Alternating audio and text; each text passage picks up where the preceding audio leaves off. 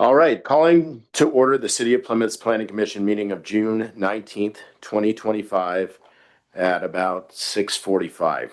Again, I apologize.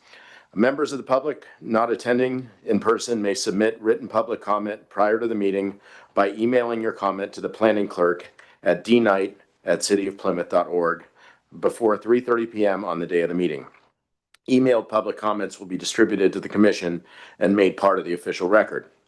This meeting will be recorded. Council chambers are wheelchair accessible. Special accommodations may be requested by contacting the planning clerk 72 hours in advance of the meeting. Please silence your cell phones or any similar devices. Item number 1 is the roll call. Madam Clerk, roll call, please.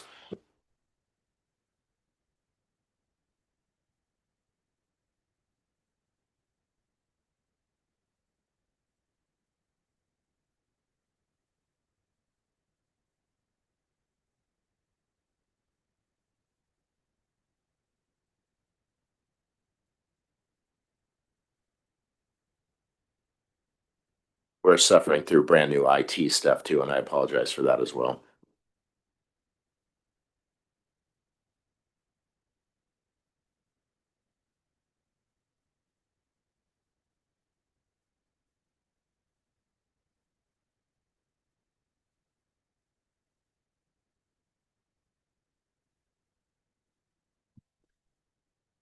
All right. Commissioner Ackerland is not present tonight. Commissioner Mickelson? Here. Commissioner Shaw is absent tonight as well. Vice Chair Klaproth? Here. Chair Sullivan? Here. Thank you. We have a quorum. All right, let's all rise for the flag salute.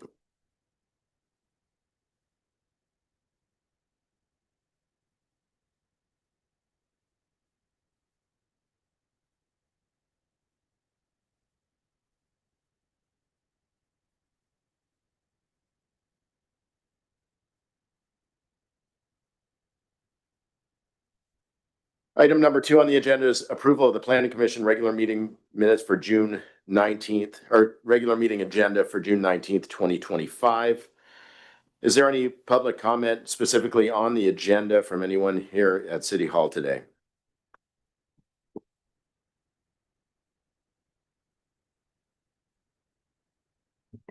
All right, Dana, do we have any general written comment? Not on this item. Can I get a motion to approve the agenda as presented? I move that we approve the Planning Commission regular meeting agenda for June 19th. Second. All right, roll call vote, please. Commissioner Mickelson? Aye. Vice Chair Klaproth? Yep. Chair Sullivan? Aye.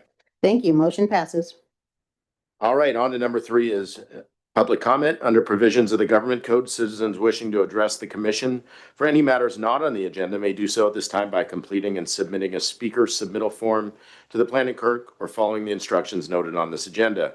Speakers will be called by the chair at the point on the agenda when the item will be heard. Speakers should keep comments to 3 minutes or less and state their name and community of residence. Under provisions of the California Government Code, the Commission is prohibited from materially discussing or taking action on any item not on the agenda unless it can be demonstrated to be of an emergency nature or an urgent need to take immediate action arose from after the posting of this agenda. Is there anyone in City Hall that would like to make public comment about anything that's not on the agenda today?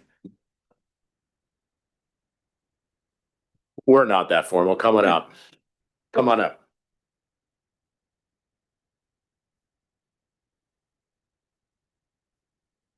And there's a little button you got to push there. There we go. My name is Matt Goddard. I live in Plymouth, and I wanted to discuss the Plymouth ditch. I understand that there's a environmental group that's got a lawsuit against the water rights. I didn't know if that was still standing or what you guys have planned to mitigate that. But it's a significant resource for the city. It's 22,000 acre feet, which translates to like 7 billion gallons of water. So argumentatively, I would say that that's the most valuable resource Plymouth has. So I would like to see something done with that. Great, thanks, Matt. I appreciate it. Yeah. Matt off. I agree with you, and I think everybody probably from Plymouth agrees that that's a huge resource for us here in Plymouth. As the planning commission, we don't have anything in front of us anytime soon that I'm aware of that deals with the ditch. The city council is actively dealing with that. So I recommend you also comment to them in addition to us, but I appreciate you gave us the information because if something does come up, we appreciate knowing how. Of course. that And is. do you know if you still have the FEMA grant money for that? There was money from the sand fire, I think it was like 3 million. And then there was flood damage 2 years later. Forgive me. 2 years later, that translates to like 2 million, I believe. So there's $5 million that's been sitting for 10, 12 years. So Yeah, we wouldn't know as the planning commission and the city manager's not here tonight. Okay. She'd probably be the one to answer that question. yeah, of course. But I'm curious to know too. It's my first time being here, so I just wanted to address the situation and All I'll right. address it further. And Thank you. I would recommend you do that with the city council as Okay. well. Great. you very Thank much. you. I really appreciate it. Anyone else? Come on up.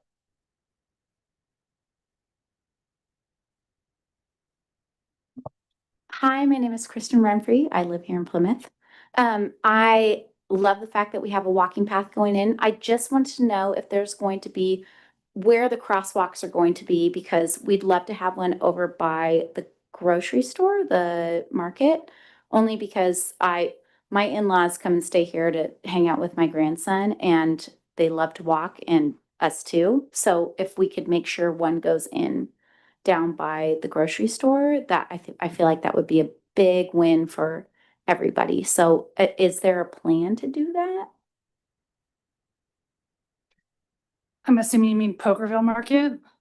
So that would cross Highway 49, is that what you're talking about? That's Caltrans. But we also have one going in by the park, right? So crosswalks are decided by council with the aid of the engineering department. So again, it's a council item. Okay, so I need to take it up with the council. Yeah. Okay, great. Thank But you. we're glad you came Thank and you. and thanks for a lot of people in the room who got to hear that. So Okay. that's great. Appreciate it. Anything else? All right, we'll close public comment. And number 4 is presentations and appointments. I believe we have none, correct? And then we have consent calendar items under number 5. All matters listed under the consent calendar are to be considered routine and will be enacted by one motion. If discussion is required, that particular item will be removed from the consent calendar and will be considered separately. Item 5.1 is approval of the Planning Commission regular meeting minutes of May 15th, 2025. Is there anyone at City Hall that has any public comment on those minutes from our last meeting? All right, any written comment, Madam Clerk? Not for this item. All right, can I get a motion to approve the consent calendar as presented? I make a motion to approve the planning commission regular or the consent calendar as presented. I second. All right, roll call vote, please. Commissioner Mickelson, Aye. Vice Chair Clapperoth, Yes. Chair Sullivan. Aye. Thank you. Motion passes. Great, on to number 6.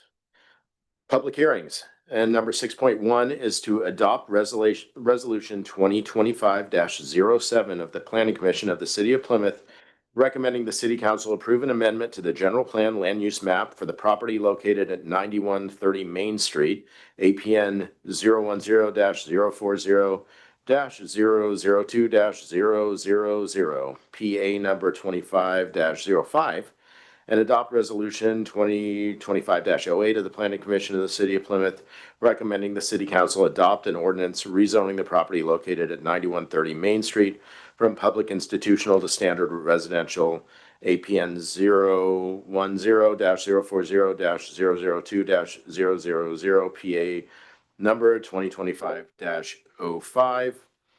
And the recommendation is to hold a public hearing, receive public testimony, review and discuss and adopt the resolution 2025-07 and 2025-08. If anybody's not familiar, this is the little brick building. I think people call it Ming store, the Chinese store that's down the street here.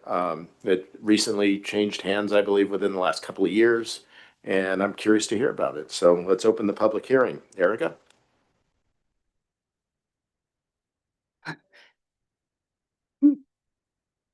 In case anyone is unaware of where this is, the diagram on the monitor shows the location of the property. You can see it with the arrow. It is located right in front of the school, between the school and Main Street. Next slide. This is a photo of the side. The reason I wanted to include this is because the property is misleading. It is not the vacant lot next to it. That is owned by the school district. It is a very small parcel. So it is literally surrounding the old Chinese store going back towards the school's property. The existing general plan designation is public institutional. It matches the school. The existing zoning is public institutional, again, matches the school. We have a current request for a general plan amendment and rezone. And if this sounds familiar, it is because about a year ago, we had a request from a different applicant that was then withdrawn for the same thing. The applicant has submitted this request because eventually they would like to turn the house into a residential dwelling. And to do so, that is the wrong zoning designation. So they have submitted a request for a general plan amendment and a rezone.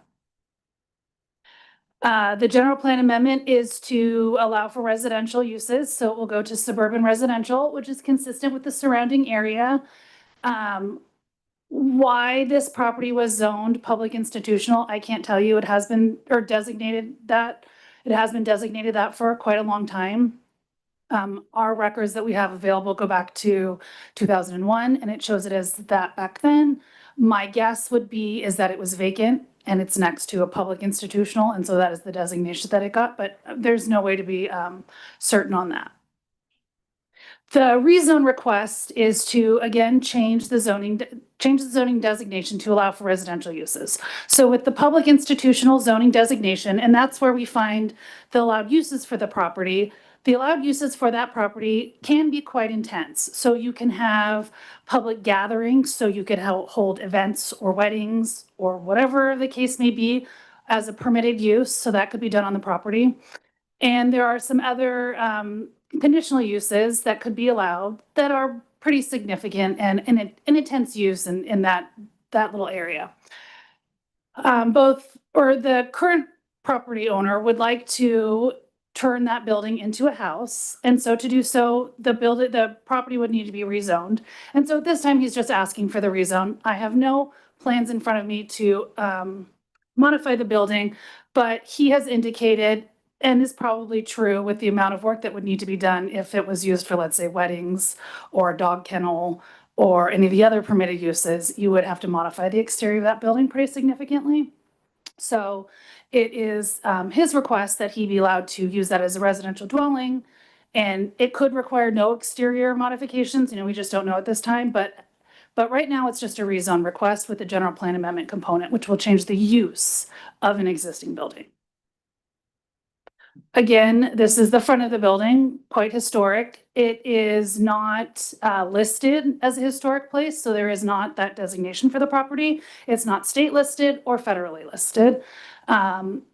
Again, if this was turned into a residence, and if they had to amend the exterior of the property, they would have to apply for a permit. Now, if he just moved in and did stuff on the inside, obviously that's just a building permit. There's no change to the outside. It doesn't harm the building. But if for some reason they needed to do something on the outside of the building, they would need to apply for a permit from planning at that time. And then at that time, the project is different. It's not necessarily a rezone. The project is what's happening to this building that is over 50 years old. And we would have to evaluate at that time. But since there is no application before us to actually turn it into anything, he could just have the residential zoning district and never do anything with the building. The project right now is a rezone. Under the California Environmental Quality Act, this project is considered exempt from CEQA, and there's a number of reasons. One, the state has passed several amendments to CEQA, one of which being that a general plan amendment and zoning where there is a less than 10 unit residential dwelling possibility is exempt from CEQA. This is 1 unit and it's existing. Again, it's technically considered infill development because there's an existing building on the site with existing uses that are allowed. And then as well as the common sense exemption in that the existing uses allowed for that building are quite intense, and a residential dwelling of one dwelling is considered less intensive than those uses that could be allowed. For example, if someone decided that they wanted to hold, I don't know, meetings of some sort as a permitted use in that building, that would generate far more trips than one residential dwelling. I should note that we did receive a public comment on the proposed application, which you should have a copy of. And the commenter disagrees with staff's interpretation of CEQA in this project, and staff respectfully disagrees. And we also discussed it with our CEQA expert on staff at the city attorney's office. And they also had agreed that it was exempt from CEQA, exempt under further review. So in conclusion, staff is recommending approval of the general plan amendment and rezone in that it would allow for the site to be used for residential uses, which would allow that building to hopefully be used and have some life in the future. And while this does involve a rezone under CEQA, it does not require further review. You have two options tonight. You are just making a recommendation to the city council. So anything that you do tonight, whether to recommend approval or recommend denial, is not the final decision. The city council will ultimately make the final decision, but staff is recommending that you adopt a resolution recommending city council approval of the general plan amendment and adopt a resolution recommending city council approval of a zoning amendment to residential. Of course, if you wanted to, you could also continue the hearing to a later date if you had more questions or required further research or information from staff. And that concludes my presentation. I'd be happy to answer any questions you have, and I know the applicant is in the audience as well. Okay, let's move on to public comment first and then possibly discuss, if that's okay with you guys. Is there, we do have actually one from Bruce, who I believe is the applicant, correct? Come on up.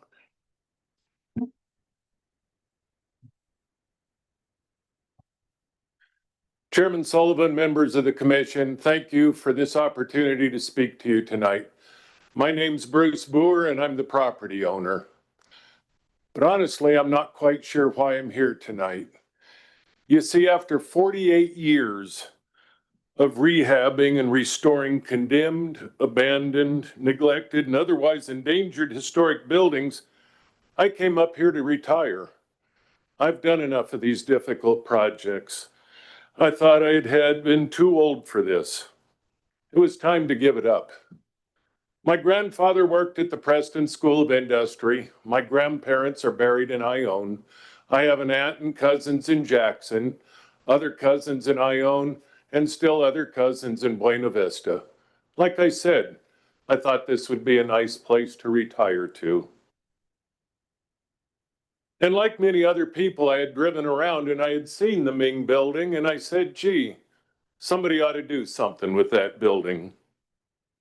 More than a year ago, I saw the for sale sign go up and I couldn't help myself. I contacted the agent. I met Jen Klein at the property. In all my years of construction, I had never, and I mean never, seen a building so untouched, so original. Other than the roof, this building looks to me to be exactly as it was when Ming had it as a general store. It has never had a single plumbing pipe or a piece of electrical wire installed in it. The walls haven't been touched. The original cabinets are still in there, along with the doors and the iron shutters, and they all work. How I wanted to see this building be saved. But it didn't take long to see why nothing had happened there for such a long time. It's a small historic building sitting on land at the end of town, along with the difficult zoning and various CEQA and zoning problems. When I first met the agent, I told her I knew I had the knowledge, I had the experience, and I thought I could figure out the financing, even though I knew a bank would never touch something like this. But I also told her But I just didn't know if I had the energy for the problems. But I made an offer where the seller would take responsibility for the zoning change, as I didn't think I could take on that risk myself. The owner rejected the offer, said she couldn't do it either. And I said, well, that's it. I tried. Back to the retirement plan. Well, almost a year later, I had sold my last rental in Sacramento, and the main building was still for sale. I couldn't help myself again. I thought I would try, but the seller still wasn't able to participate in the rezoning.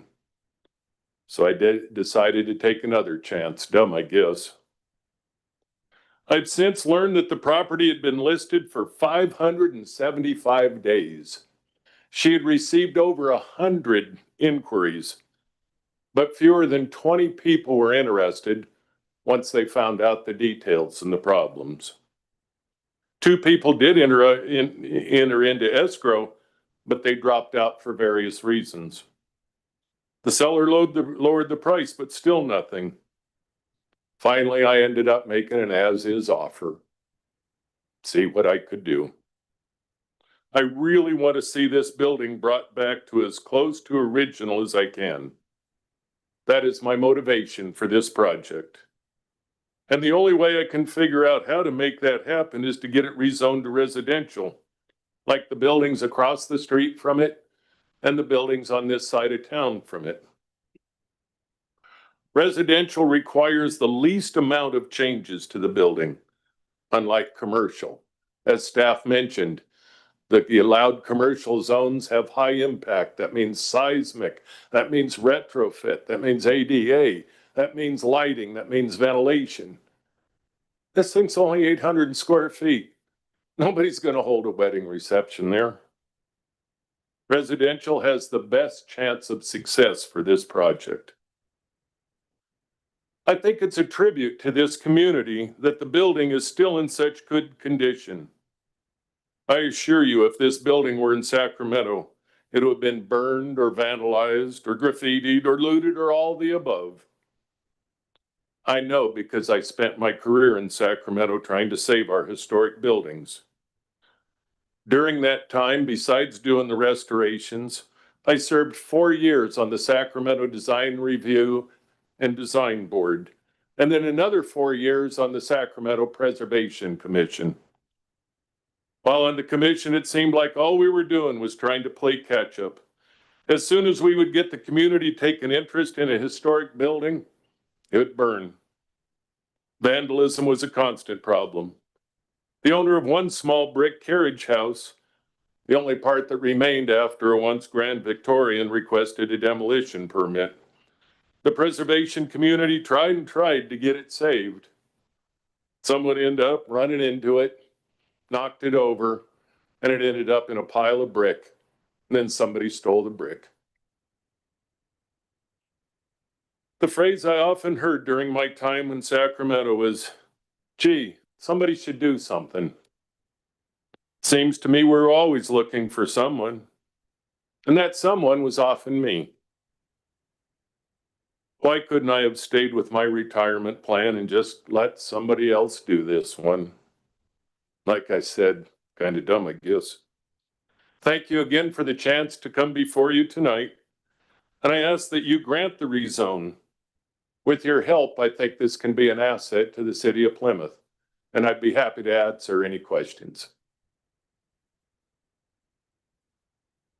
Thanks. I really appreciate you coming down and speaking. Are you going to live at the place or what's your plan? I don't think at this time in my life, I would be the one to occupy it. And my wife and I are coming up here and 800 square feet isn't quite it. But I think tiny homes are all the rage now.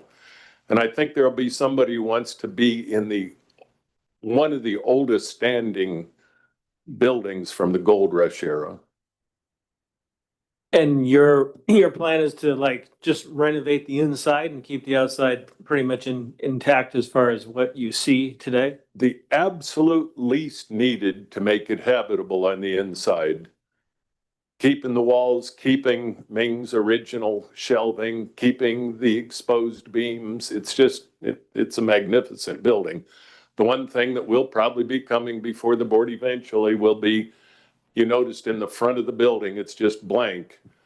The architect that I'm working with, Hoosman and Associates in Sacramento, famous for their rehab work, pointed out the metal brackets that are built into the brick and said that it's much like the brick building here just to the other side where it had the awning in the front. I envision nothing else than that other than some stairs and walkways.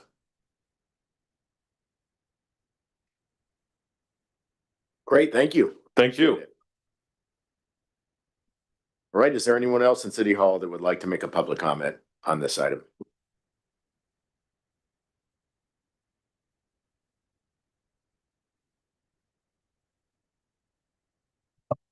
Robert Moody, longtime resident, right across the street from the Chinese brick building. The reason for the wording of the educational thing is the same property owner that had all that property where the school is and the playground owned that property also when it was deeded over to the school district. I liked his ideas. I went over and I met him and everything. If he can do this, I mean, I was all open for this to happen because it's a sad thing to see such a historical building sit there with nothing going on with it. We thought we were going to get a little coffee shop and and then this guy comes in, he buys it. I walked over and introduced myself, running his ideas through me. The guy's onto something, but it's scary because we've had people come up here and do this and reading the changes. If you go to the rezoning, it opens it up for a whole different ballgame. And if something doesn't work out, and I hope it don't, I mean, I don't know the guy personally, but he could bulldoze the thing down and we'd be done. I just want you guys to realize or, you know, if this could be done, awesome. I'd love to see it turn into a little dwelling or something. I mean, the guy's on the right idea. Everybody's doing that today, taking these old buildings and making them residential areas. And you watch it on TV all the time. So yeah, I'm for it. And I live across the street. And the reason it's in good shape is I guard it. I literally do. I run people out of there. Fiddletown, they had bricks missing out of theirs for one point.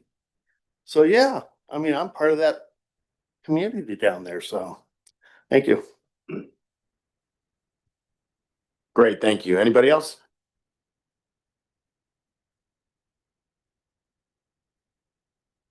I'm Francine, and I love the idea of renovating and restoring old buildings. I really do, and especially residential. But I agree that the fact that it's up to 10 units or 4 units is what I read. I is it up to 10?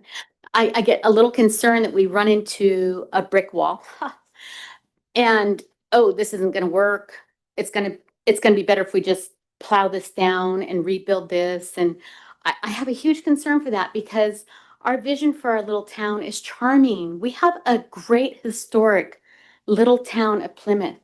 We really do. And we can take an avenue of like a Murphy's or a Sutter Creek, or we're going to go down another avenue of, I don't want to bring anything else in, but you know, apartments or Arcos. And I really think it's our responsibility to take a lot of interest in this and to keep the buildings that are here and restore them into a single residential, keeping with the Ming building as it was, which is going to be a little more money because you're going to have to keep it to, you know, whatever that means if you have to shore up the brick, but keep it as it is and not run into brick walls and think we need to tear this down. It's not working. So I think there needs to be a lot of guidance on this and a lot of regulation just for our little town, just in keeping with our little town of Plymouth. I really do. I think it's important for all of us.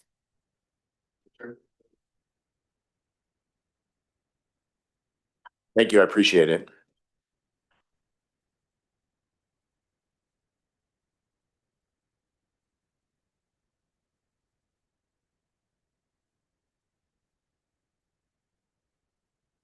Okay, I don't have my glasses.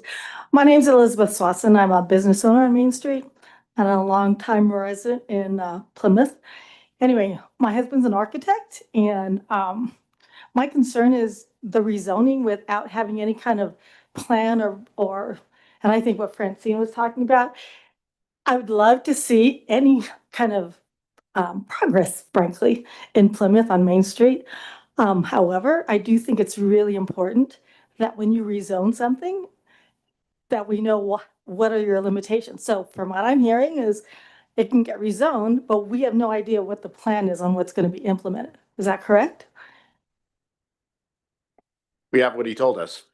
So, but I mean, that's what I mean. So it gets rezoned and whatever, some backer or developer, someone else says, wait a minute, I have some money.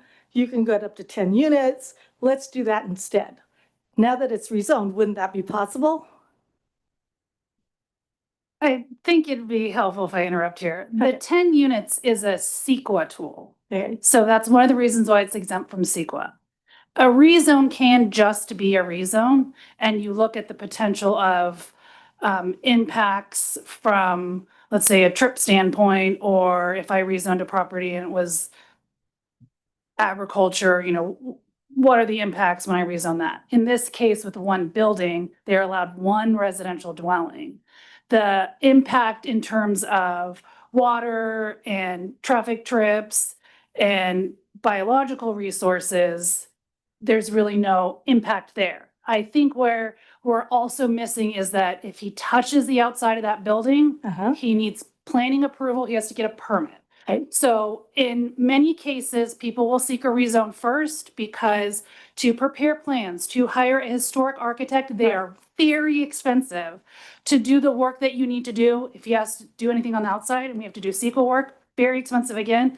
The applicant, in any case, is responsible in the city of Plymouth for bearing their own costs. So in many cases, you will see in a case like this where it's one person, one individual, if you're going to say no to a rezone. So if you're going to say, no, you can't rezone it, it saves him the burden of additional money and funds expended, right? Right. In this case, what we are literally looking at is the uses of the building only. We're not looking at exterior changes. He cannot make exterior changes. He can't, if council approved it tomorrow and they rezoned it to residential, it's one building, it's one building. There's nothing that will Okay. happen without prior approval. Perfect. That's all I wanted to hear. Thank you. Thank you. Anybody else? Sure, coming up.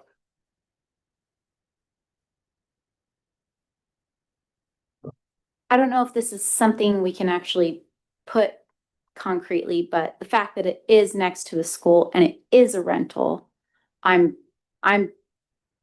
know kids that go to that school, so I just want to make sure like the safety of the kids is taken into consideration as far as who is going to be renting out the property in general.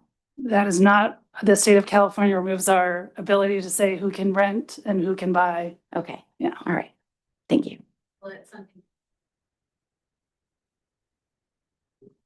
For sure. You cannot deny it based on the potential that any dwelling unit could be rented. The state specifically prohibits you from saying who can occupy a residence of any sort. And that can't be a reason for a denial of a unit. That's a very Concrete thing. yes. Gotcha. All right, anybody else? Sure. Thank you for sharing that with me. And so then my other thought would be that to be interested in restoring a historic building and I was a little unsure about the retirement. I thought you meant you wanted to retire here and possibly use this as your residence. I guess I misunderstood that. But as long as the intent is to restore this building into a residential, single residential, and keep it as the main building with the beauty and charm that it has, versus looking at our little street as an investment, when your heart's not invested. If that makes sense, as somebody who lives here.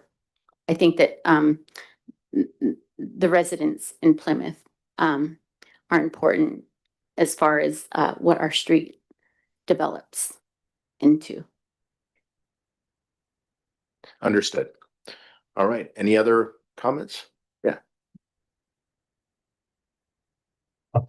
I'm Mark Berkner. I'm a property owner and business operator on Main Street. And 23-ish years ago, I too was lured into purchasing a rundown building on Main Street by a for sale sign as I drove by. And in that past 23 years, I've spoken to a dozen or more people that have had a vision or it showed interest in that brick building and the Ming building. And it seems that Bruce's vision and his plan seems to be the most viable that I've heard in all this time. And any investment into Main Street is good investment. I mean, it's gonna have to go through planning or building permits. So this first step, I think we don't want to hold things up when there can be progress on Main Street. So thanks for consideration. And Bruce, thanks for taking the risk. Great. Thanks, Mark. Anybody else?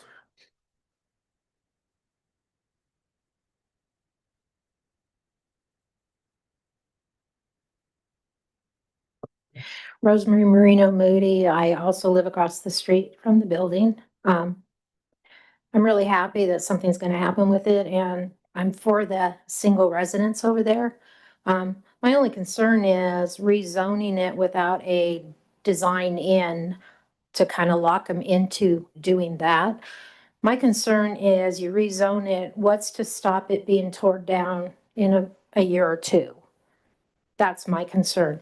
And what else could possibly go on there? We all know what's permitted when it becomes that. And that's my big concern. I don't have a problem with him rezoning it for a residential, a single residential.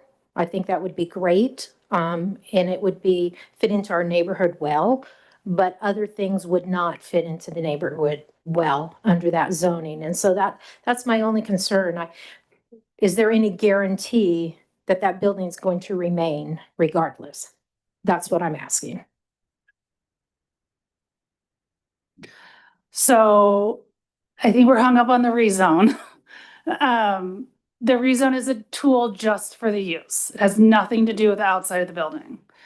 If someone wanted to tear down that building, they need to come to planning. We will evaluate through CEQA, regardless of what the zoning designation is. If we rezone it to open space tonight and they want to tear down the building, they have to come to planning, and we're going to walk the CEQA exercise because of the age of that building. CEQA applies once you touch it, right? So now, if the building catches on fire and the building falls down, that's another story, right? It is the second that there is something proposed to that building. Now, like I said before, if he does nothing on the outside, he builds a step, he can build one step, and then he can do the inside.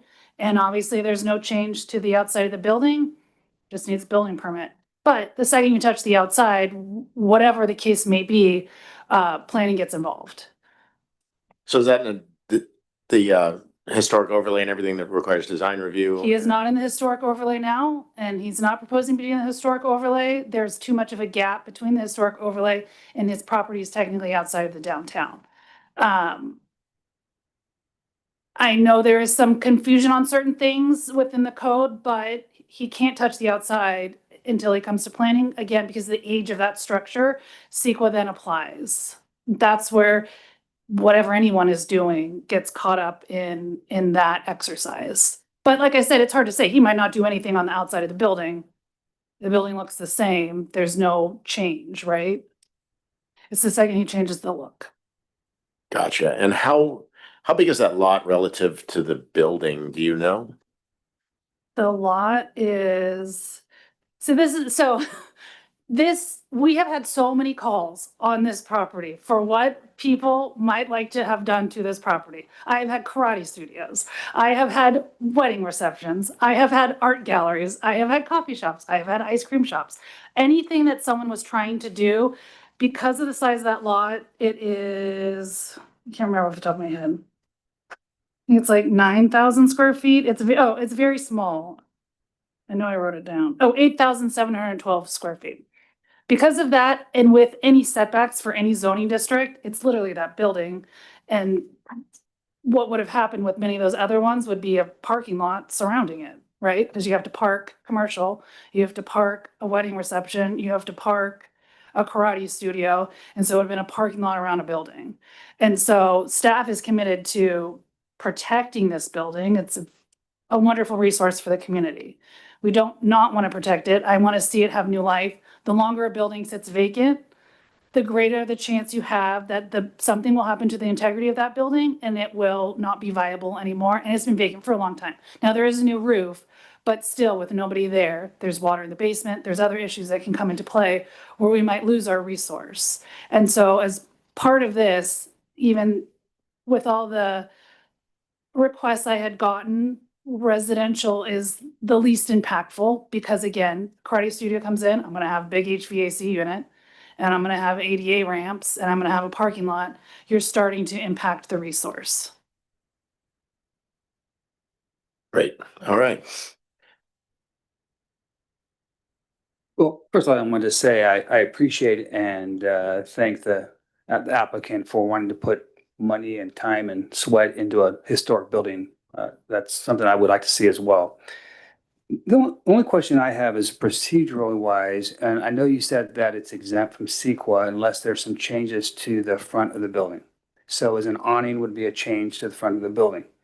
And so then if CEQA is going to be coming into effect now, and I'm just going back to one of the comments from a speaker was that it needs to be shown to us as whole and not in bits and pieces. So I am a proponent of it being a home. I think that's great, single family home.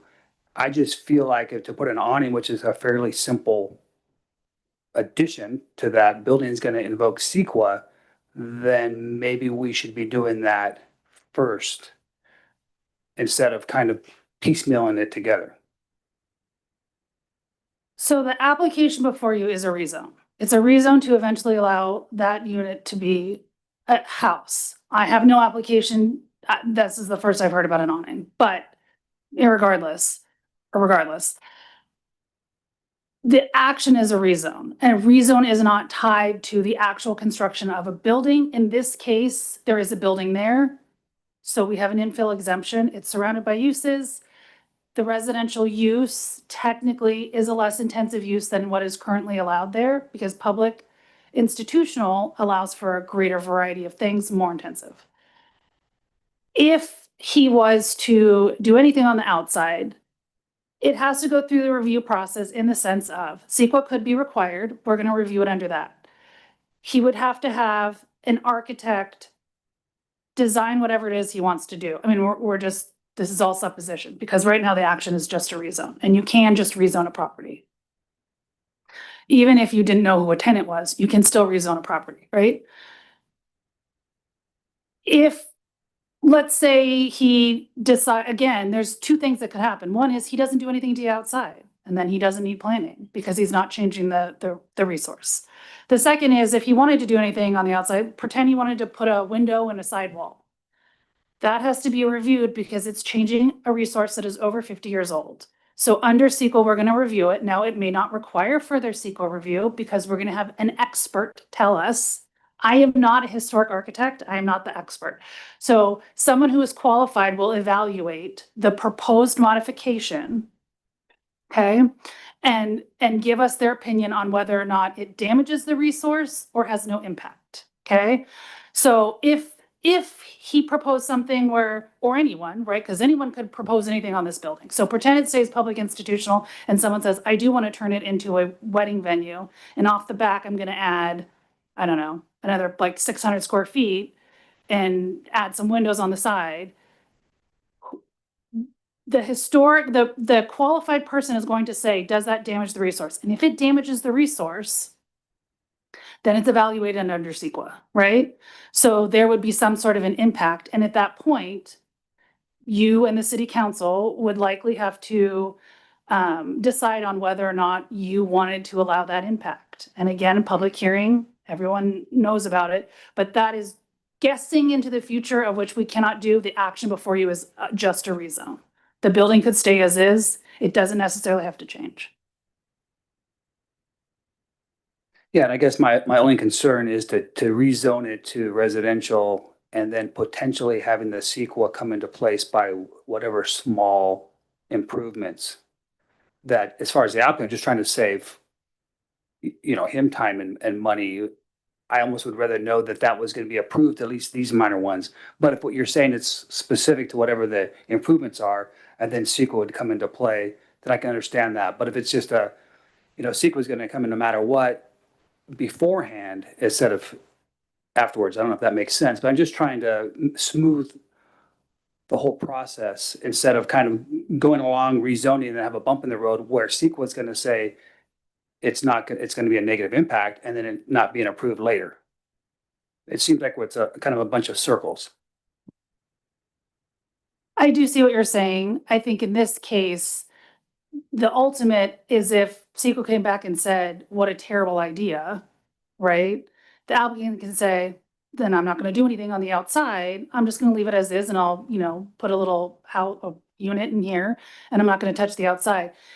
Even in CEQA, you have a choice. If I have a huge residential development and they want 600 homes and we start the study and the study goes, oh, that traffic, it's just such a bad impact. That applicant can always decide to reduce the number of homes, right? Or, I've done a bioanalysis and this one section over here is, there's endangered animals and you're going to put 50 houses there. They might say, well, I'm not going to put the 50 houses there to reduce impacts. CEQA is both a tool to study everything and then to try to reduce impacts. So it is an ongoing process. In his case, I think we're stuck on what might happen to the building. Nothing might ever happen to the exterior. Again, he could decide not to put up an awning. He could decide not to touch anything. We're just looking at the use tonight. And then future review in any case would always be required. Great. Thank you for the clarification. I just have a couple of comments. Mr. Bauer, is that how you say it?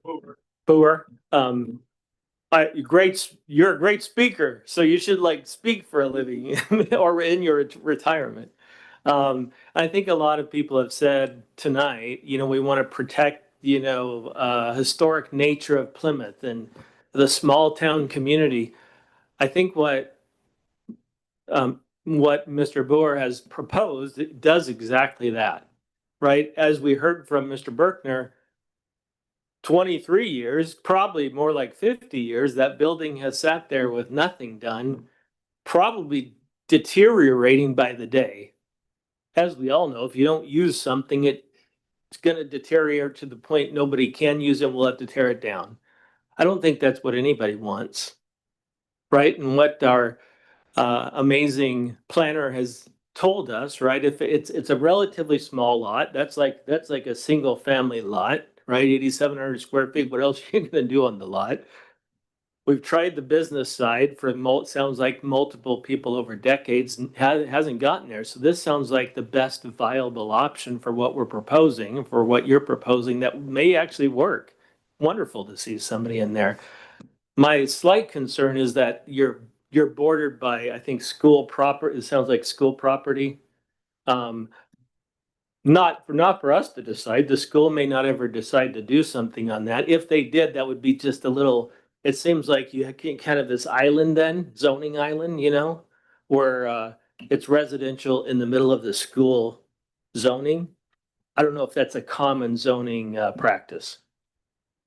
So I think what you're trying to get at is spot zoning. And in recent years, the state has said that switch to residential is no longer spot zoning, even if they hadn't, because there's the residential, because that, it's not up, but if you have the map in your mind or you have Yeah. your staff report in front of you, the public institutional, and then even on that block, there's standard residential, and then there's standard residential across the street. So even in the strictest application, it's not spot zoning. Okay, yeah, and then just the fact that if the applicant would have to come for any exterior improvements, it sounds like you're well down that path. And again, we have to consider just tonight the zoning, right? We can't consider what may or may not be done with the structure in the future. It's not something we're here to decide tonight, or who may live in that structure or who may buy that structure at some point in the future. So I think you have a good plan.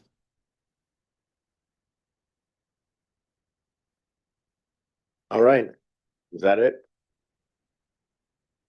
Great. Well, I really appreciate everybody's input on this, and I can tell you that the city and this this board really have an interest in making sure that that stays historical, and that that whatever is put there is a good neighbor to its neighbors. And I think this is a great use for that accomplishes that, and it's a less intensive use than business for sure.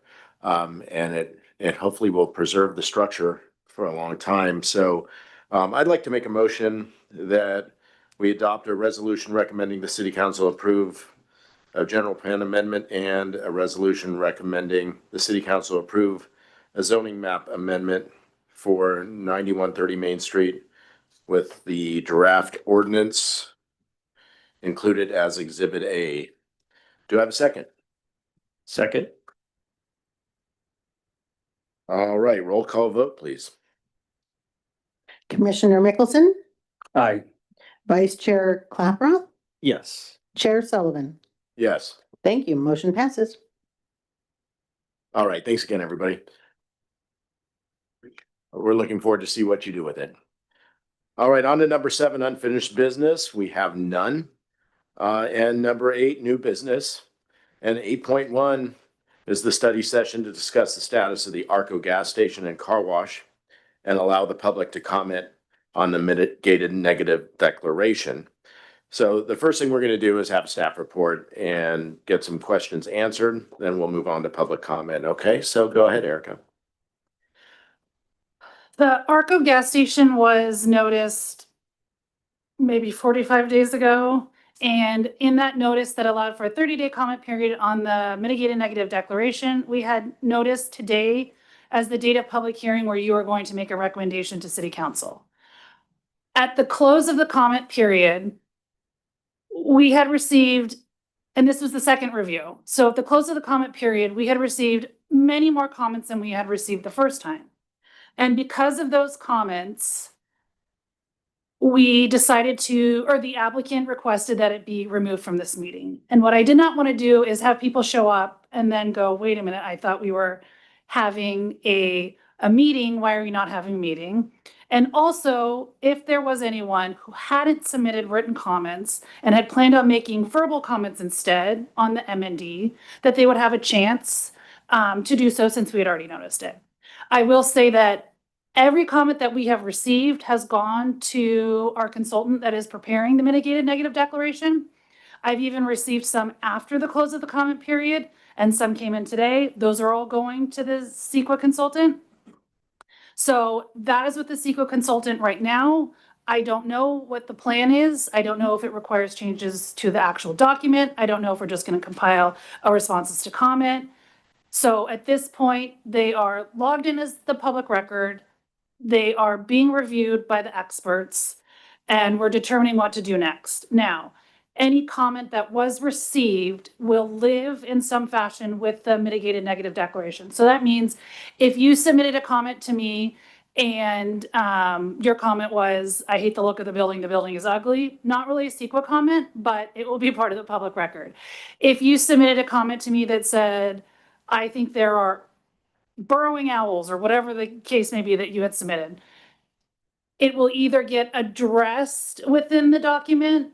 It could potentially be addressed in a revised document. It could potentially be addressed in a responses to comments, although legally not required to do so.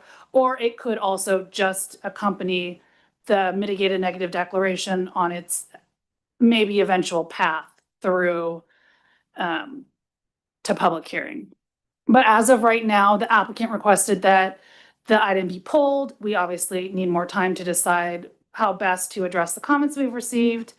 And the applicant is working on hopefully redesigning, because we did receive a number of comments based on the design. So design and landscaping. So the applicant is hopefully going to address as many of those comments as they can and try to go for a redesign. Obviously that's in their court right now, so I can't say for certain, but it sounds like that they've acknowledged that there are a number of comments and they will try to redesign the building and look into lighting and look into additional landscaping, etc. But where we're at right now is that, again, tonight is just, if you have given me a written comment, we have it, we acknowledge it, it's living with the project, it's with the consultant right now. Even the comments that we received today, I'm gonna send them over to him tomorrow. He's on vacation, so he won't be able to look at it until next week. I don't know what the game plan is. We're just not there yet. But if someone did not give us written comments and they wanted to comment today, we'll write it down and I will forward it to the consultant. And that's really just the purpose of just to give you a status on where we at. Where we go from here is, again, like I mentioned, I'm just not sure what the consultant's opinion is on how to address some of the comments and how we want to move forward. But from here, my guess is something gets changed to the mitigated negative declaration. So if that were the case, we're going out for 30-day public review again. Same process as we did for this one. So the notice would get posted, the revised M&D would get posted. You got 30 days to comment again. We'll accept comments and go from there. We'll probably, again, notice the date of the hearing just to kind of, so people are aware that it's on the horizon. Now, like I said, we are not legally required. Quick question Yeah. on that, just before I forget. So all the people that have made comments already, Mhm. if this gets revised, the period gets open again, does that add? Do these all get added together, or are these old ones like gone and never No, be seen so again? they're never, this was the second round, for example. So all the comments we received on the first one, most of those comments actually required a change to within the document. So like we had a comment from Caltrans. So the document got changed to address comments from Caltrans. We got a couple other comments. And so the actual mitigated negative declaration was changed to address those comments because the consultant felt like it did need to be changed. It warranted a change. So that is why it went out for the second public review, because the document itself was modified. So in this scenario, we're gonna have two scenarios. One is if we have to change it again, we're back out for 30-day public review. I'm probably just gonna put it out for a 30-day public review again, because I just don't know how long this is gonna take. The second option would be, the second possibility is they just perform a responses to comments. It's not legally required by CEQA, but in this case, we have so many comments, I think we need to hopefully address some of them. Again, some of them are not CEQA related, so it's not something that you can address with a mitigated negative declaration. So, even if we didn't amend the MND, I'm likely going to put it out for public comment again. I'm likely going to have a longer, have the staff report available sooner, than our usual deadline of Monday. I'll probably try to get it out sooner because I know there's a lot of interest in this project and I want everyone to be able to come in and look at the plans, come in and, or have time to read the staff report, have time to read the conditions of approval, whatever the case may be. So it's not just a quick turnaround for everyone. I don't want that to happen. But right now where we're at is the project's on hold. I just don't know which direction we're going in. The applicant, could decide to withdraw depending on what the cost is from the CEQA consultant to address some of the comments. I just don't know where we're at, to be honest. So my kind of question or concern, and you sort of answered it, but I just want to make sure it's clear. I don't want to have different buckets of comments. Like when we consider this at some point, I want to see all the comments. They will So all I be don't- together as a public Okay. record, yeah. Including the ones that are deemed to be non-CEQA, so. Well, it's still comment on the project, right? So So even though they commented on a CEQA document, it's not a CEQA. Like, if someone didn't like one of the trees on the landscape plan and they commented on it under CEQA, it's not really a CEQA item. Maybe they don't like redwood trees, they want it to be liquid amber, whatever the case may be. It's not a CEQA thing, but it's still a comment on the project. So the comments live with the project. The comments will come, so your staff report, if we went to public hearing tomorrow, let's say, your staff report would have obviously staff's assessment of the project, you'd have the project plans, you'd have the mitigated negative declaration and any sort of attachment we might have to it.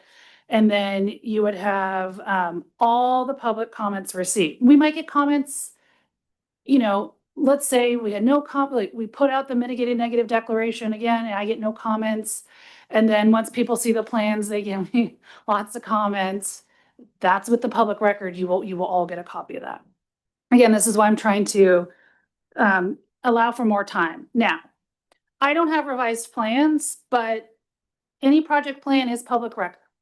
So at any step along the way, anyone can ask me for an update. They can ask me what the status is. They can ask me if I've received plan resubmittals, and if they wanted to look at it, they can look at it. So it is public record. Also, so are all the public comments we've received.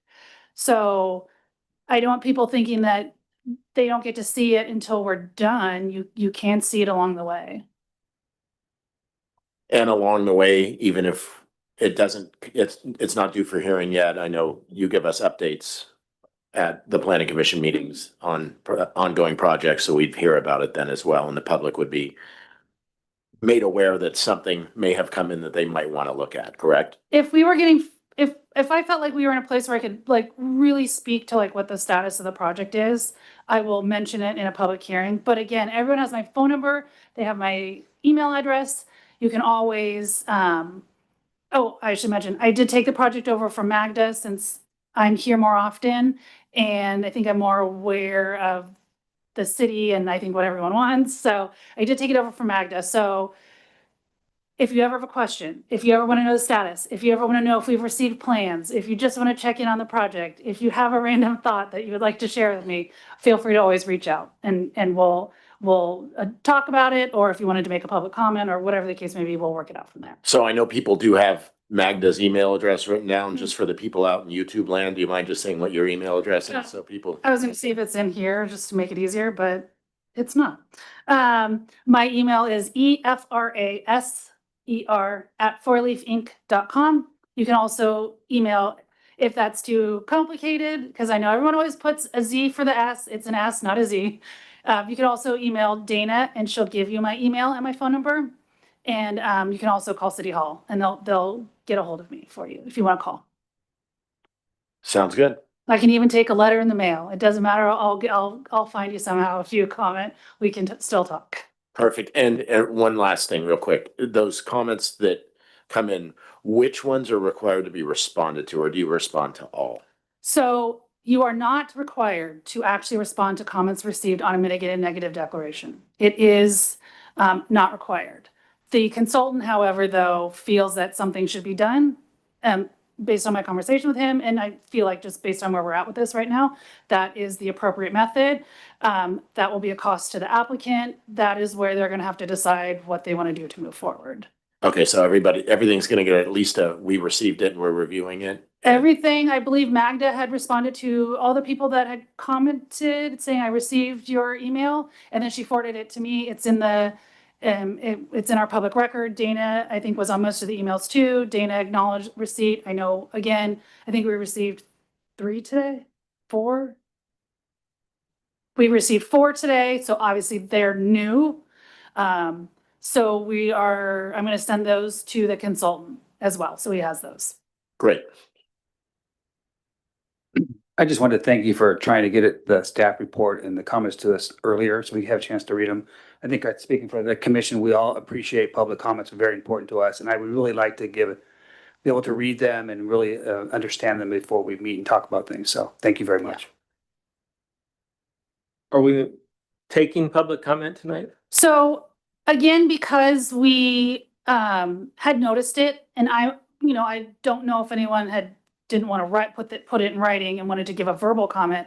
I would say that if there's anyone in the audience that wants to give a verbal comment that we haven't received, we'll write it down so that I can give it to the consultant. But if you've already given it to us in writing, we do have it. We've received them all. Most of them are with the consultant right now, with the exception of the 4. Those will go tomorrow to the consultant. So it's just in case there's anyone else. I didn't want to, leave anyone out of the process if they didn't feel comfortable putting it in writing. Or I guess if anyone has any questions, they can ask questions. I just have a comment, but after public comment. All right, so we're ready to move on to public comment? All right, is there anyone in City Hall that would like to make a public comment? I saw one hand go up. Come on up.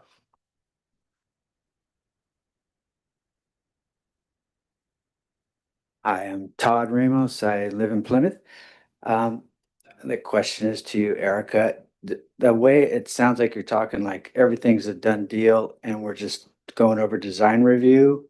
Is it still on the table to be completely taken out and not have the gas station go in? I think right now the applicant is deciding what they want to do.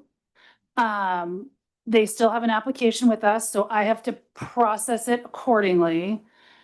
And because we've received public comment, there are things we would have to do. So it's still in process. That being said, the applicant has heard the message. I have also relayed the message that no one is happy with the design.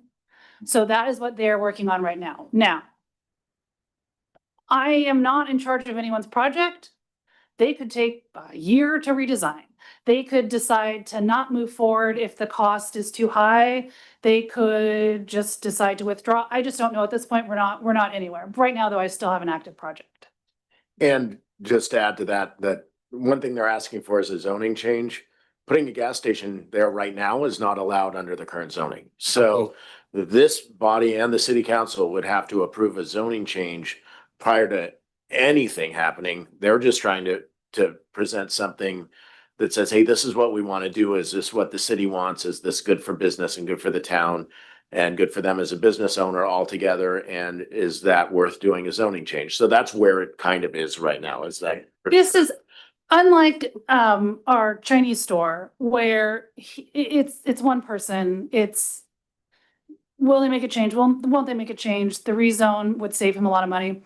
For a corporation like this, they're not going to run the risk of like the rezone gets approved and then someone finds out that it's a gas station and everyone comes up in arms and does not want it. In this case, and especially because there's direct impacts from the building of a new building, right?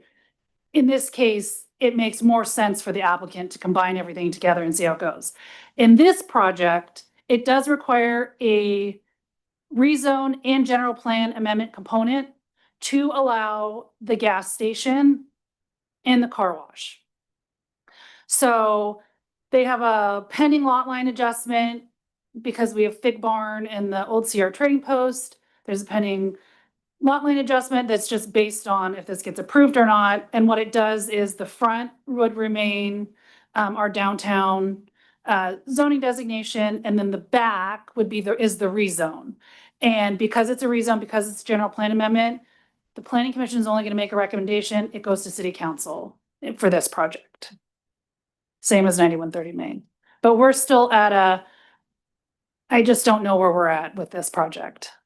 That's why I encourage you, if you are listening to the meetings or 2 weeks from now, you want to know what's the status, give me a call, email me. If the status is I have no change, the status will be I have no change. Or, obviously if they withdraw the project, I'll mention it during a public hearing. I think they're trying to decide what to do.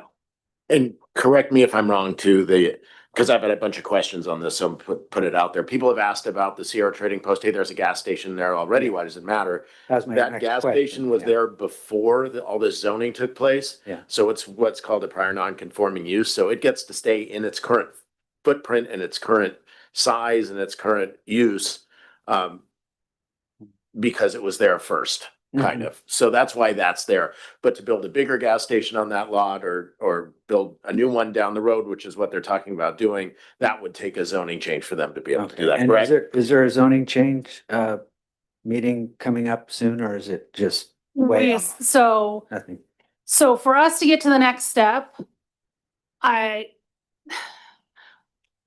a perfect world, for us to get to the next step, they will have made the building look better, I think, to address some of the comments we've received. Or they may not. But no matter what, we are going before a public hearing. So this is a rezone, it's 20-day notice. So unlike the 10, like we usually have, it's a 20-day notice that goes in the paper. I will likely kick out the mitigated negative declaration again for review. That's another 30 days that gets noticed publicly. So there will be a notice. There could be 2, there could be 1. It's hard to say. It just depends. And then the planning commission meeting is noticed. Obviously, we have information on our website that we update as we have updates. And then it gets noticed again for city council, but there's no notice. I just don't know where we're at and I don't know how long it's gonna take. There will be, and you'll know about Yeah. it. Okay. And that's kind of the linchpin for the project. So that's one to watch. I mean, that's important. Okay, thank you. Can I add just a comment to something that was said?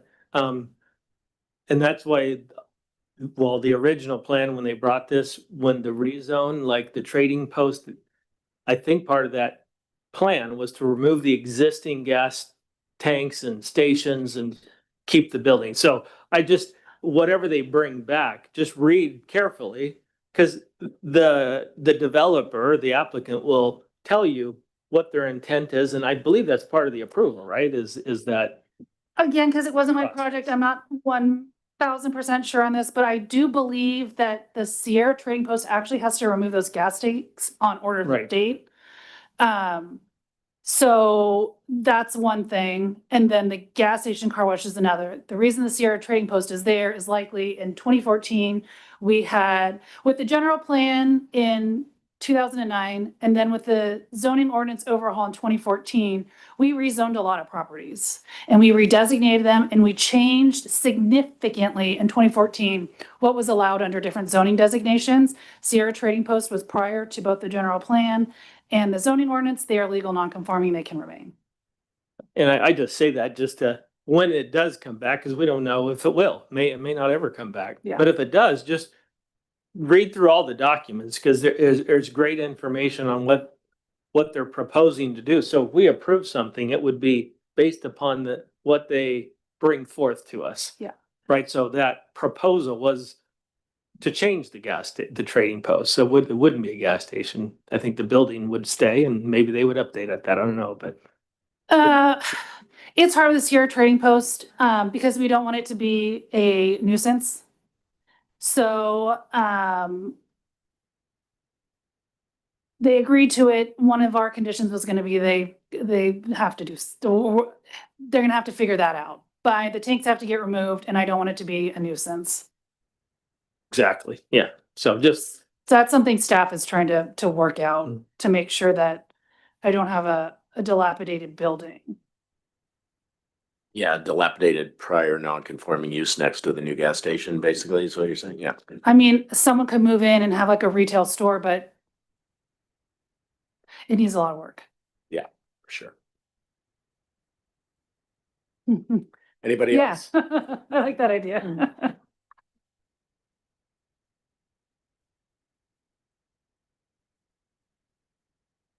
Good evening, Commissioners. I'm Doug Sim. We're property owners and a business owner on Main Street. And we sent a letter in about a month ago regarding the situation.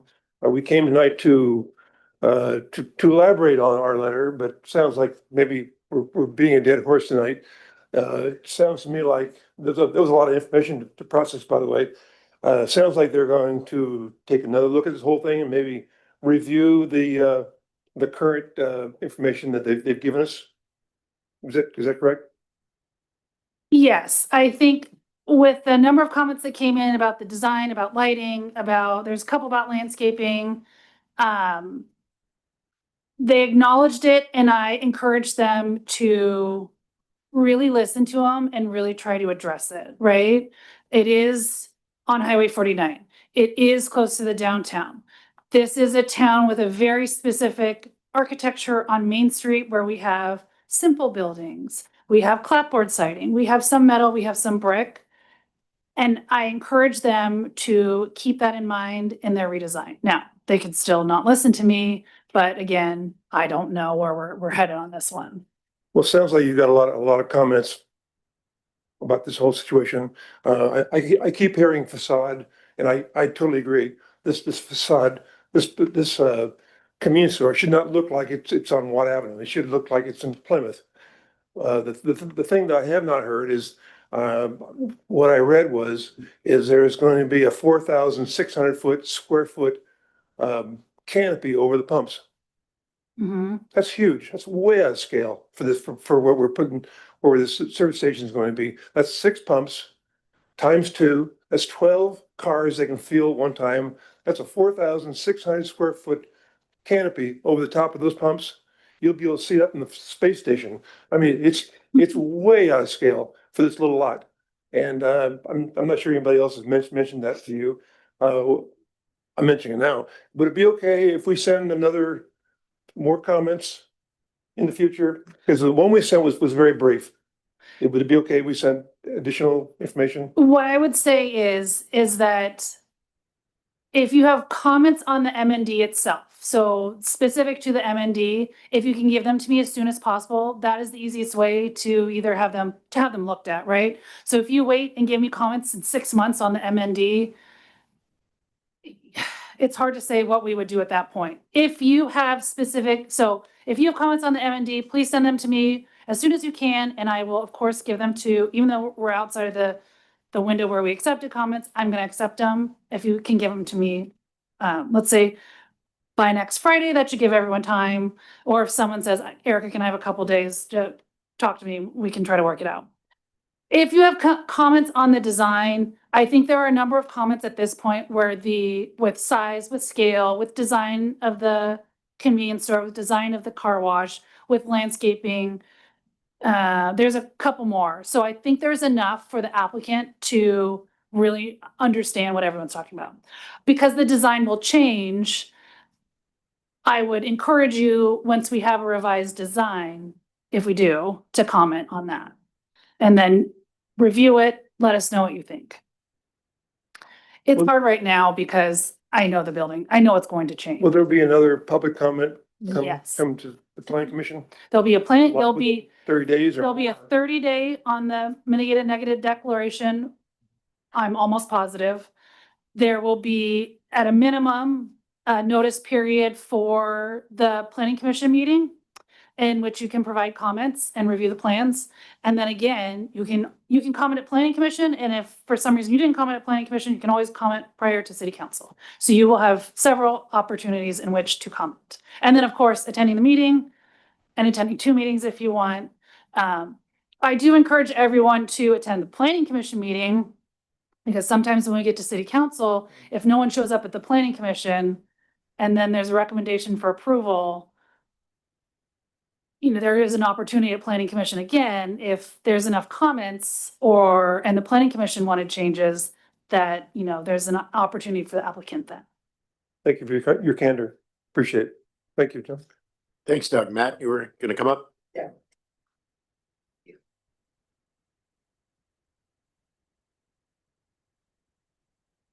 Are there any preemptive studies for this ARCO station? I know Stephanie Marino proposed a bunch of questions in her public comments. So there's a number of studies within the mitigated so any CEQA document relies on studies. Otherwise, it's one big guess, right? So traffic has a traffic study, whatever the case may be, there are numbers of studies that go along with everything. Those are done by experts. They're not done by me. They're not even done by the CEQA preparer, because there are firms that specialize in everything. There's a firm that will specialize in traffic. There's a firm that specializes in biological resources. There's a firm that specializes in air quality. But yes, Spotted studies have owls been that are done. living in the trees. Yeah. Got it. So something of this scale, it seems like there should be studies done before a zoning change is allowed. Is that accurate or? That's the mitigated negative declaration. Okay, got it. Just trying to understand the process because It's a big project. It's not technically a big project, but it is a very complicated process. And especially in a town this size, we don't see many projects. And I think our last big project was Greelitz Ranch, which was I mean, not Greeley, Zinfandel, which was many years ago. It's because we don't do it very often. And as we have new residents that come in, or maybe you missed one, or whatever the case may be, I think it is,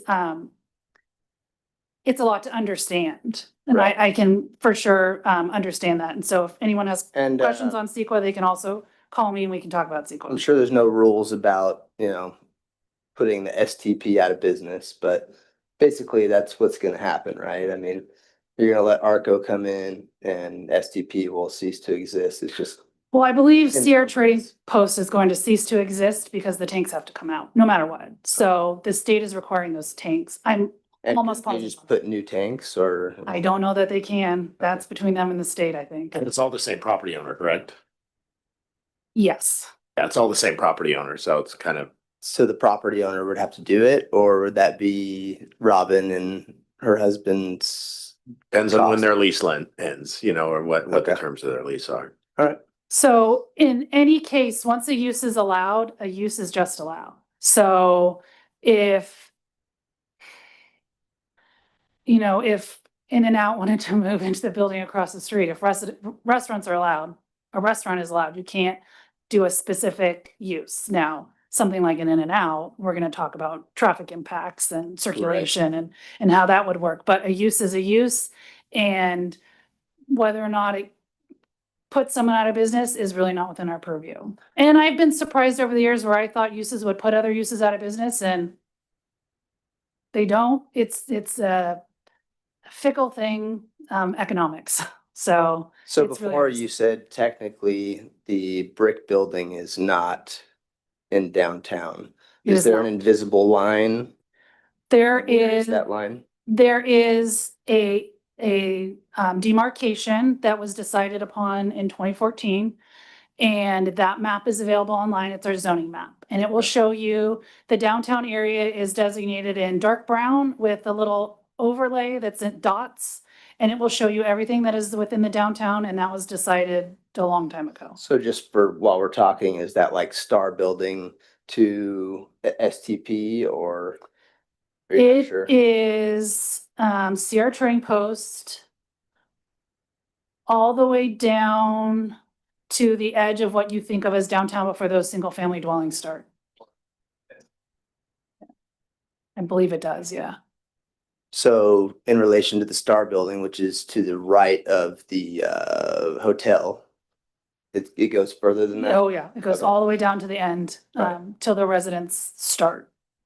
And just real quick, I know it's a little off topic, so I apologize, but with the Chinese building, couldn't they go vertical? I know it would involve CEQA, but we talked about the Oh my lot gosh. size. And they could easily go up, right? I Or don't know how- limitations within the city limit. There's height limitations, and I don't know how tall that building is, but if they went to 2 stories, first of all, there is no way they could. They would have to almost, from a structural standpoint, oh my gosh. I think it would be so expensive that first, that would be cost prohibitive for anyone wanting to do that. And secondly, putting a second story in that building would completely remove any historical integrity of that Right. building. And it is historically protected, is that It right? is only protected under CEQA because it's older than 50 years. Okay, got it. It All is right, not protected within the city. We do not have a historic, can we adopt something like that? Because I mean, we probably should at this point. we could, but that means that we're gonna pick an age and everyone's gonna get caught up in it. So you do have to be.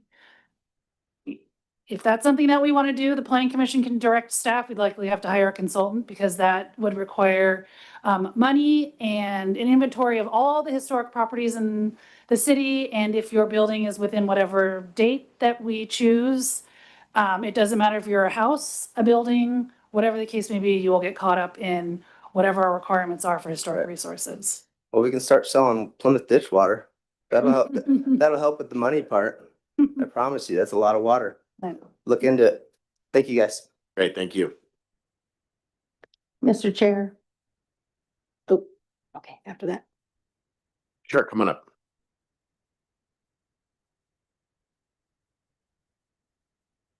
So again, it sounds like it's kind of on its way, but for those that are in complete opposition to the gas station going in, is there going to be another hearing? And if there was enough voices for the people who are speaking, could it be shut down? Would you oppose it on zoning or rezoning or anything like that? Are we past that point? No, we're not. I mean, we would have to see that and make a decision based on public input and everything at that time. Like Erica said, even if they revise this, there's likely to be another 30-day comment period. There'll be another hearing before the zoning change or anything is voted on. So yeah, I mean, I think the person developing it is fairly far into the process of what they need to do, but the city process is really just beginning. I mean, we're at the beginning of it. We're not even into it because we haven't voted on anything regarding it yet. Oh. So we're real early in the process from So if the a rezoning, planning commission. if the rezoning perspective. didn't pass, then it pretty much shuts it all down. Right. Okay. Okay. Thank you.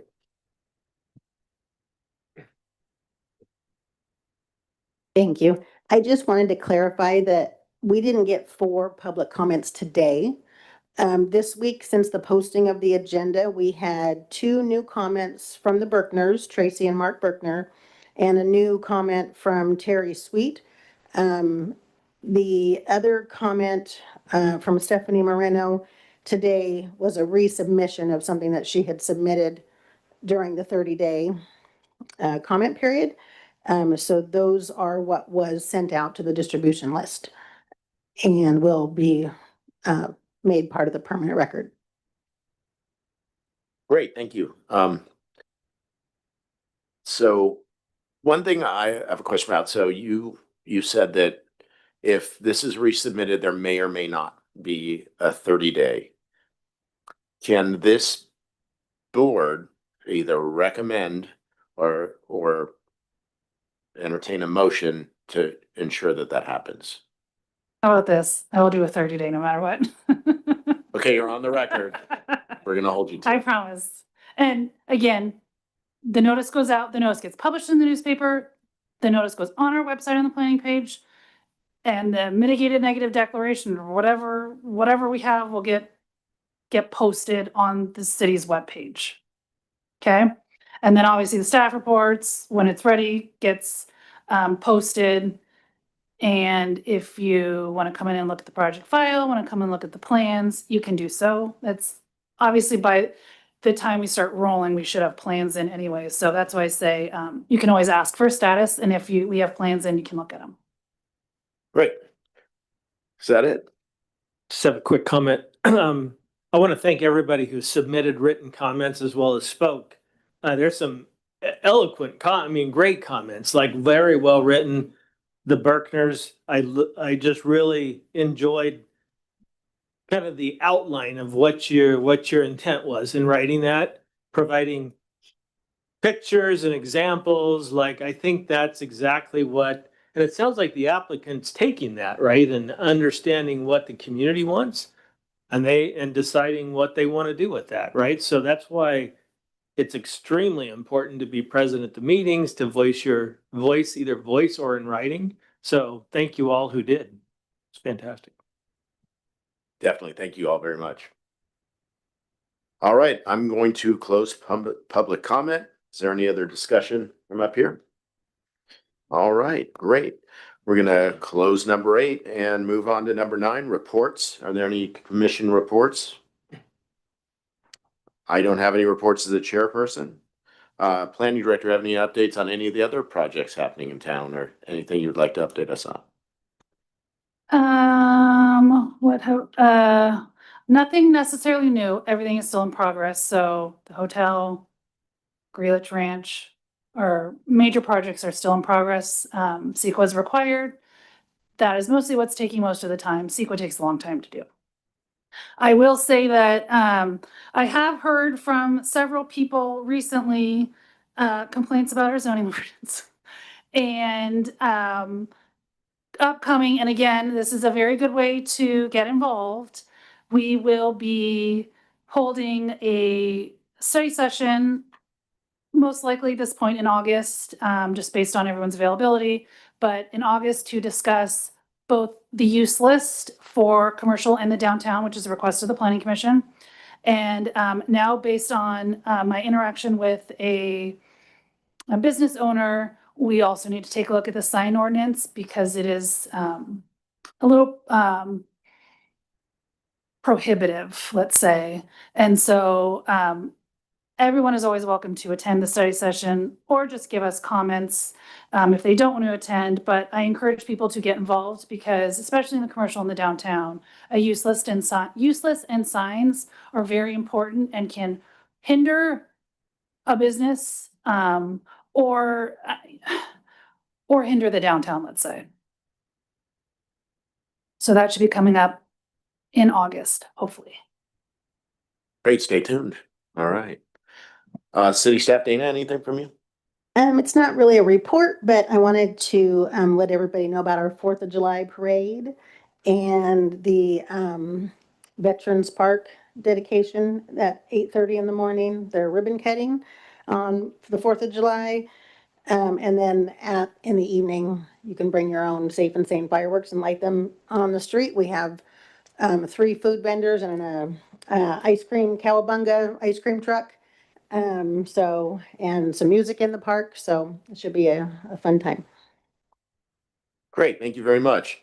I do want to again echo what the vice chair said. Thank you guys for coming down. Thanks everybody out in YouTube land for watching and for submitting comments. As you guys saw, we did waste a little bit of your time, unfortunately, at the beginning of the meeting because we had just gotten these, but that should indicate that we do actually read them and regard them, and it's important, just like what you guys came in and told us today, which we really appreciate. So on that note, I'd like to adjourn the meeting at 8:15.